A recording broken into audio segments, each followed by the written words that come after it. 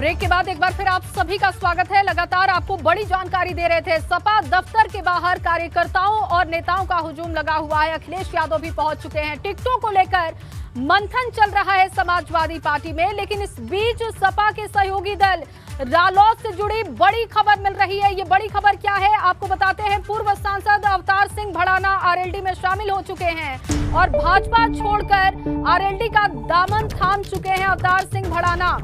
रालोद प्रमुख जयंत चौधरी ने ट्वीट करके इस बात की जानकारी दी है। देखिए तस्वीर भी उन्होंने ट्विटर पर साझा किया है। पूर्व सांसद अवतार सिंह भड़ाना आरएलडी में शामिल हो चुके हैं। रालोद इस वक्त समाजवादी पार्टी के साथ गठबंधन में है और पूर्व सांसद अवतार सिंह भड़ाना जो कि गुर्जर समाज के बड़े नेता हैं, बड़ा कद उनका है, वो रालोद ज्वाइन कर चुके हैं। रालोद प्रमुख जयंत चौधरी ने ट्वीट करते हुए इस बात की जानकारी दी है। मुलाकात की तस्वीरें भी साझा कर दी है ट्विटर पे। देखिए वो तस्वीर भी हम आपको दिखा रहे हैं। पूर्व सांसद हैं, भाजपा छोड़कर अब शामिल हो चुके हैं रालोद में। और कल जिस तरीके से भाजपा को एक के बाद एक बड़े झटके लगे थे, उसके बाद ये एक और बड़ा झटका आप भारतीय जनता पार्टी के लिए कह सकते हैं। तमाम बड़े नेता, बड़े कद के नेता जो कि अपनी पैठ अपने समाज में रखते हैं, वो नेता अब भाजपा को छोड़कर यहां वहां जा रहे हैं। और पूर्व सांसद अवतार सिंह भड़ाना जो कि आरएलडी में शामिल हो चुके हैं जयंत चौधरी के साथ, ये तस्वीरें भी हम आपको दिखा रहे हैं। गुर्जर बिरादरी में ये बड़ा कद रखते हैं, 4 बार सांसद रहे हैं और ऐसे में भाजपा से इनका जाना कहीं ना कहीं भाजपा के लिए बड़ा झटका साबित हो सकता है। पूर्व सांसद अवतार सिंह भड़ाना आरएलडी में शामिल हो चुके हैं। तस्वीरें लगातार आपको दिखा रहे हैं। योगी कैबिनेट में गुर्जरों की अनदेखी का आरोप भी लगता रहा है। उन तमाम आरोपों के बीच, सवालों के बीच अवतार सिंह भड़ाना का रालोद में शामिल होना कहीं ना कहीं भारतीय जनता पार्टी के लिए बड़ा झटका माना जा रहा है। तो देखिए जयंत चौधरी के साथ अवतार सिंह भड़ाना की तस्वीरें हमने आपको दिखाई। वो रालोद ज्वाइन कर चुके हैं और रालोद इस वक्त समाजवादी पार्टी के साथ गठबंधन में है। कहीं ना कहीं ये समाजवादी पार्टी के लिए एक बड़ी कामयाबी आप कह सकते हैं। बड़ी जानकारी आपको लगातार हम दे रहे हैं। समाजवादी पार्टी में टिकटों को लेकर मंथन किया जा रहा है। समाजवादी पार्टी के दफ्तर अखिलेश यादव पहुंच चुके हैं सपा दफ्तर और सपा दफ्तर में इस वक्त कार्यकर्ताओं का हुजूम है। तस्वीरें लगातार आपको दिखा रहे हैं। पार्टी दफ्तर में सहयोगी दल, तो देखिए जयंत चौधरी के साथ अवतार सिंह भड़ाना की तस्वीरें हमने आपको दिखाई। वो रालोद ज्वाइन कर चुके हैं और रालोद इस वक्त समाजवादी पार्टी के साथ गठबंधन में है। कहीं ना कहीं ये समाजवादी पार्टी के लिए एक बड़ी कामयाबी आप कह सकते हैं। बड़ी जानकारी आपको लगातार हम दे रहे हैं। समाजवादी पार्टी में टिकटों को लेकर मंथन किया जा रहा है। समाजवादी पार्टी के दफ्तर अखिलेश यादव पहुंच चुके हैं सपा दफ्तर और सपा दफ्तर में इस वक्त कार्यकर्ताओं का हुजूम है। तस्वीरें लगातार आपको दिखा रहे हैं। पार्टी दफ्तर में सहयोगी दल मौजूद है जिनसे अखिलेश यादव मुलाकात करेंगे। सभी को उन्होंने टाइमिंग दी हुई है कि किस टाइम में वो किस दल से मुलाकात करेंगे। और एक बड़ी बात आपको बताएं कि अखिलेश यादव उन तमाम लोगों के इंटरव्यू भी लेंगे जो समाजवादी पार्टी का टिकट चाहते हैं। यानी कि अखिलेश यादव के सवालों का जवाब देना होगा।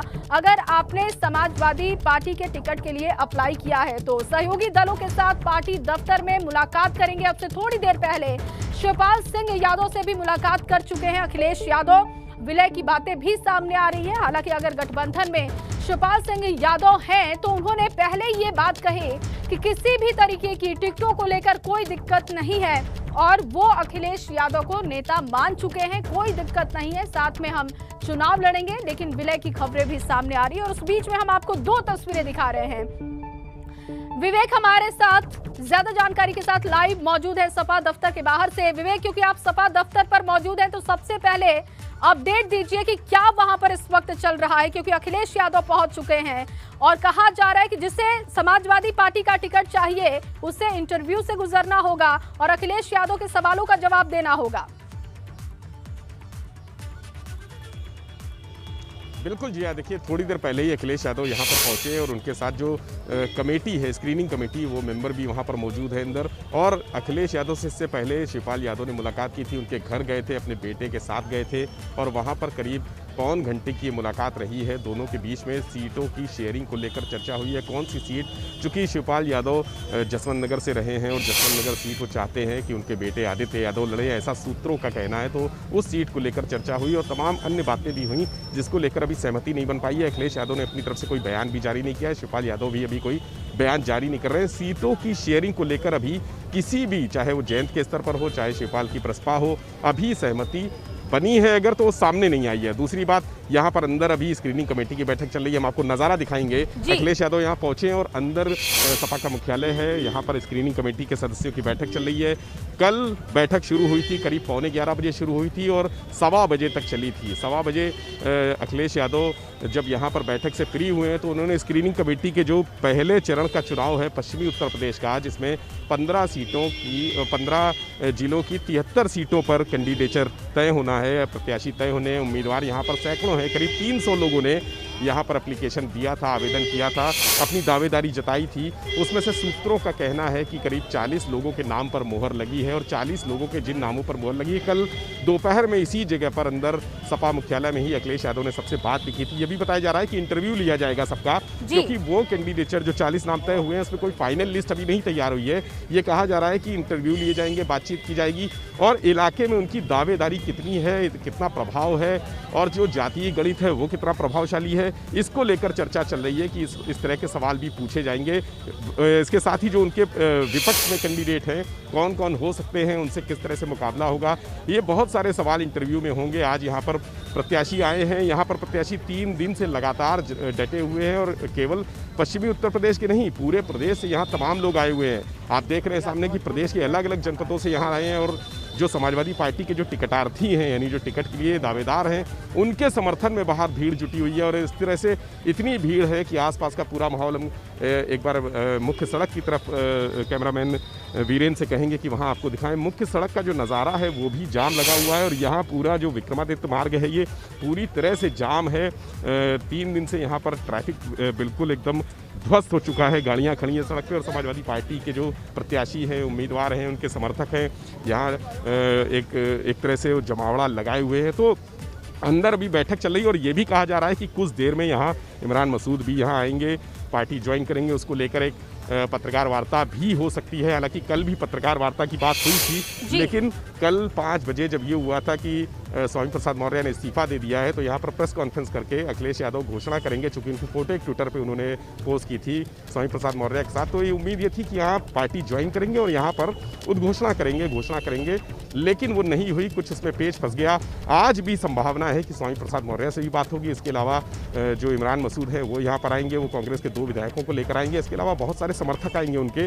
उम्मीद ये है कि आज यहाँ पर बड़े डेवलपमेंट होंगे। देखिए, कल दोपहर से जो राजनीति के समीकरण उत्तर प्रदेश के बदले हैं वो अगली 14 तारीख तक यानी मकर संक्रांति तक और बदलेंगे और बिगड़ेंगे और ये लगातार सिलसिला चलता रहेगा, क्योंकि जहां समाजवादी पार्टी दूसरे दलों से लोगों को तोड़ रही है, वही भारतीय जनता पार्टी भी जोड़ तोड़ में जुटी है और डैमेज कंट्रोल करने में भी जुटी है। ये कहा जा रहा है कि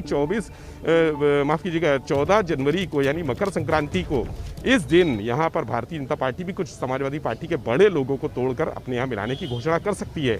तो समाजवादी पार्टी लगातार इस बात का प्रयास कर रही है कि उसके दल के लोग जो है, उससे गठबंधन के लोग जो है मजबूत होते रहे, तमाम समीकरण साथ में होते रहे। हमारे साथ बहुत सारे लोग भी हैं, हम चाहेंगे उनसे बात करा दें। आप कहाँ से आए? मैं बाई बर्थ तो सोनभद्र का हूँ भैया। तो यहाँ टिकट लेने आए हैं या समर्थन में? भैया मैं तो दिल्ली समर्थक हूँ अखिलेश यादव जी का। तो मिलने आए अखिलेश भी रहा। आप कहाँ से आए? सर जौनपुर से आए हैं। टिकट नहीं, मैं समर्थक हूं और राष्ट्रीय अध्यक्ष जी को मुख्यमंत्री 2000 किसके समर्थन में? अखिलेश भैया के। और मैं समाजवादी पार्टी का कार्यकर्ता हूं। और टिकट लेने नहीं आए आप? नहीं, मैं भैया को मतलब जितने भी लोग आए हैं, इतने उत्साहित, इतने लोग आ रहे हैं सपा में, क्या लग रहा है आगे भविष्य? 22 में सरकार बनने जा रही है। आप क्या कहेंगे? हम कन्नौज से हैं और हम ये देख रहे हैं कि 10 मार्च आते आते बीजेपी के पास मात्र 10 विधायक रह जाएंगे। और 10 विधायक? केवल 10, क्योंकि अभी अखिलेश जी ने तो एक ही दिया है विधायक।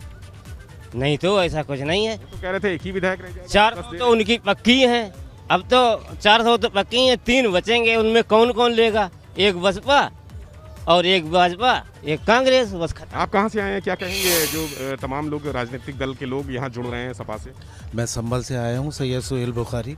मेरा कहना यह है कि भाजपा इतने नीचे स्तर पे चली जाएगी कि सिर्फ जो वो डबल इंजन था उसमें 3 सदस्य रह जाएंगे, केशव प्रसाद मौर्य जी और दिनेश शर्मा जी और बाबा खुद। वो तीनों बैठ के अपना घंटा बजाते रहेंगे। ये डूबता हुआ जहाज़ हो गया है, अब लोग इसमें से कूद कूद के भाग रहे हैं। एक मैं आपके सवाल पे एक टिप्पणी करना चाहूँगा। अभी आपने कहा कि सपा लोगों को तोड़ रही है। हम तोड़ नहीं रहे हैं।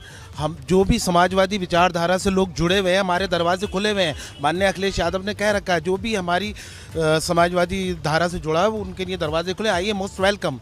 और आने वाले टाइम में भाजपा जो है वो बिल्कुल ख़त्म हो जाएगी और यहाँ से नहीं, सेंटर से भी जाने वाला। आज यहाँ क्या होने वाला है? सॉरी, आज यहाँ क्या होने वाला है? इमरान मसूद साहब आने वाले हैं, वो ज्वाइन करेंगे और फिर उसके बाद पीसी होगा। स्वामी प्रसाद मौर्य? स्वामी प्रसाद मौर्य अभी वक्त लगेगा, अभी टाइम लगेगा। देखिए, अखिलेश का दावा है कि 400 प्लस रहेगा उनका, तो यहाँ पर लोग खैर उदार है, थोड़ी सीटें उन्होंने ज़्यादा दे दी है भाजपा को। कोई 10 दे रहा है, कोई 2 दे रहा है, कोई 5 दे रहा है।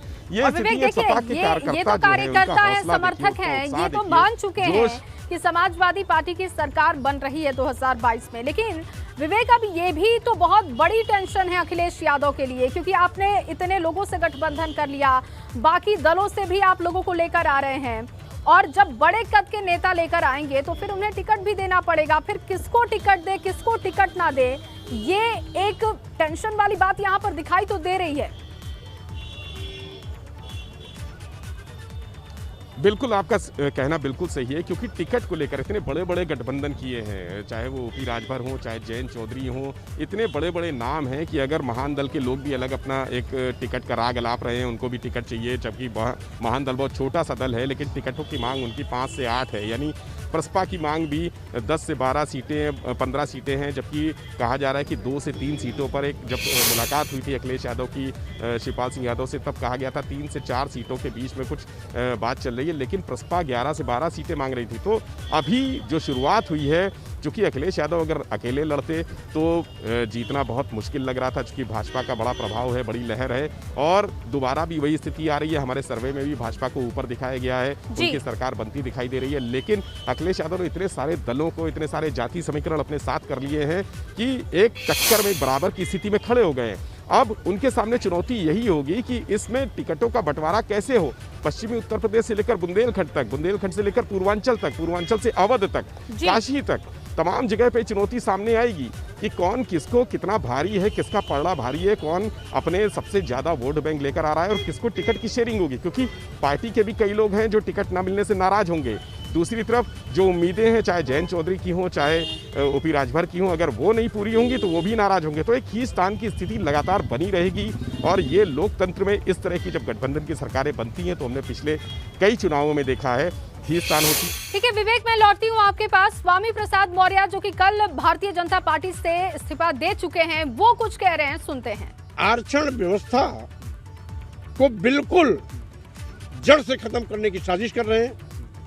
जहां पर आरक्षण से लोग चयनित होते हैं, ऐसे सरकारी प्रतिष्ठान, चाहे राष्ट्रीय सरकारी प्रतिष्ठान हो, चाहे प्रांतीय सरकारी प्रतिष्ठान हो, सरकारी प्रतिष्ठान के साथ साथ अर्ध सरकारी और साथ ही सरकार द्वारा अनुदानित, सरकार द्वारा सहायता प्राप्त, सरकार द्वारा पोषित जितनी भी संस्थाएं हैं, सभी में आरक्षण के माध्यम से भर्तियां होती हैं। और इन सभी संस्थानों को बारी बारी से ये निजी क्षेत्रों में दे रहे हैं। और निजी क्षेत्रों में जाने का मतलब आरक्षित वर्ग के लोगों का आरक्षण का सूपा साफ। इनकी इस घिनौनी साजिश और पाप का मैंने खुलासा किया। एक चीज, दूसरी चीज, वहीं पर इस लोकतांत्रिक व्यवस्था में आपने शायद नहीं देखा होगा कि किसान लगातार सालों साल आंदोलन करते रहे, इनके कान पे जू नहीं रहेगी। ये वापस तब लिया जब इनको अपने वोट खिसकने का ख्याल आया। किसान के हितों की रक्षा में नहीं किया, वोट बचाने के लिए किया। वहीं पर बेरोजगार नौजवानों पर लाठियां बाजी गई। रोजगार की बात करता था। आउटसोर्सिंग भर्तियों के माध्यम से बेरोजगार नौजवानों का शोषण है। जब सरकार पर आर्थिक व्यय पूरा पड़ रहा है तो वो पूरा लाभ भी बेरोजगार नौजवान जो चयनित हो रहा है उसको जाना चाहिए। ये आउटसोर्सिंग कंपनियों, बिचौलियों, दलालों को मोटा कर रहे हैं क्योंकि वो इनके लोग हैं। ये जितने भी आउटसोर्सिंग कंपनियां चलाते हैं वो मोटी मुर्गी हैं, जो बड़े बड़े किसी न किसी आईएएस या किसी न किसी बड़े नेता का उस पर आशीर्वाद है। और यह सरकार का खजाना बिचौलियों दलालों के लिए नहीं है, बेरोजगार नौजवानों के लिए है।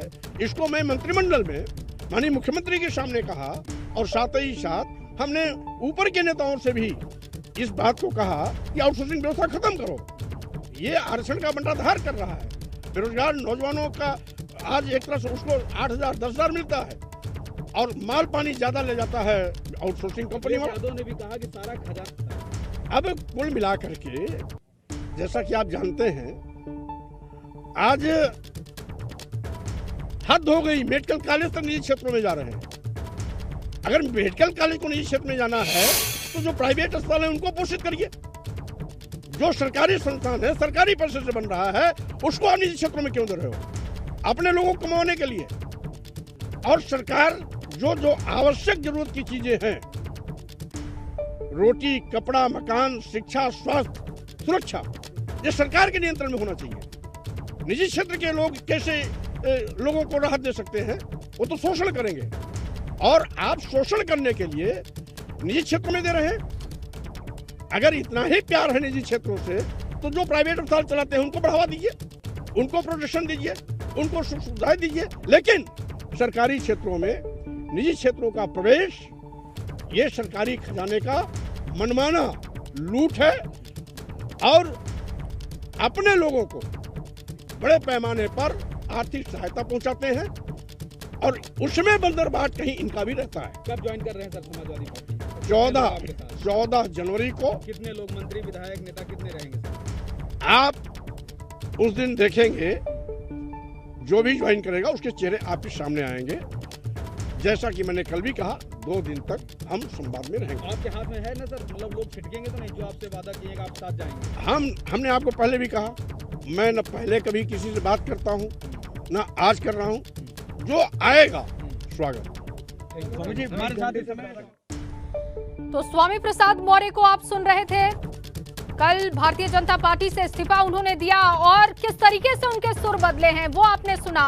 आरक्षण के मुद्दे को लेकर भारतीय जनता पार्टी को घेरा, किसानों की अनदेखी का मुद्दा, आउटसोर्सिंग का मुद्दा, इन तमाम मुद्दों को उठाकर उन्होंने घेरा। लेकिन सूत्रों के हवाले से ये खबर है कि बेटे के लिए टिकट की मांग कर रहे थे स्वामी प्रसाद मौर्य, जिसके बाद ये स्थिति बनी। हालांकि 14 जनवरी का भरोसा उन्होंने दिया है, उनके साथ बहुत सारे लोग जो कि अन्य दल को ज्वाइन करेंगे। लेकिन उन्होंने कहा कि अभी ये झांकी है, अभी पूरी तस्वीर बाकी है और 14 जनवरी को वो पूरी तस्वीर साफ भी होगी। इस बड़ी खबर पर हम बने रहेंगे। लखनऊ से सीधे आपको बड़ी जानकारी दे, 14 जनवरी को भाजपा देगी सपा को बड़ा झटका। सपा के कई विधायक भाजपा ज्वाइन कर सकते हैं और सपा के कई पूर्व मंत्री भी थाम सकते हैं भारतीय जनता पार्टी का दामन। आज कांग्रेस को झटका देगी भाजपा। जानकारी मिल रही है कि बेहट सीट से विधायक नरेश सैनी आज दिल्ली में भाजपा ज्वाइन कर सकते हैं। सूत्रों के हवाले से ये बेहद अहम खबर आप तक पहुंचा रहे हैं।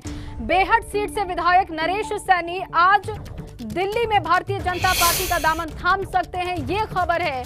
और 14 जनवरी को बड़ा झटका भारतीय जनता पार्टी समाजवादी पार्टी को दे सकती है। नरेश सैनी का सफर क्या है, कौन है वो, ये अब हम आपको बता रहे हैं। देखिए 2012 में बसपा के महावीर राणा से ये बेहट से हारे थे और उनका कद क्या रहा है ये भी आपको बता रहे हैं। भाजपा के महावीर राणा को उन्होंने 23,551 वोटों से हराया था। मेरठ यूनिवर्सिटी से पॉलिटिकल साइंस में एमए किया हुआ है उन्होंने। 2012 में कांग्रेस का दामन उन्होंने थामा था और उसके बाद बेहट से हार गए थे। 2017 में पहली बार बेहट सीट से वो चुनाव जीते थे। तो नरेश सैनी का सियासी सफर क्या है ये हम आपको बता रहे हैं। बताया जा रहा है कि आज ये भारतीय जनता पार्टी को ज्वाइन कर सकते हैं। कांग्रेस के लिए बड़ा झटका ये होगा। इमरान मसूद जो कि पहले ही पार्टी छोड़ चुके हैं। समाजवादी पार्टी का दामन वो आज थाम सकते हैं। आधिकारिक तौर पर वो इस बात की पुष्टि करेंगे। तो वहीं दूसरी तरफ नरेश सैनी जो कि कांग्रेस के बड़े नेता हैं, वो बीजेपी को ज्वाइन कर रहे हैं। 14 जनवरी को समाजवादी पार्टी को बड़ा झटका लग सकता है भारतीय जनता पार्टी की तरफ से। हालांकि कल भारतीय जनता पार्टी को कई झटके लगे हैं और अब जानकारी मिल रही है कि कांग्रेस के बड़े नेता जो कि भारतीय जनता पार्टी को आज ज्वाइन कर सकते हैं दिल्ली में।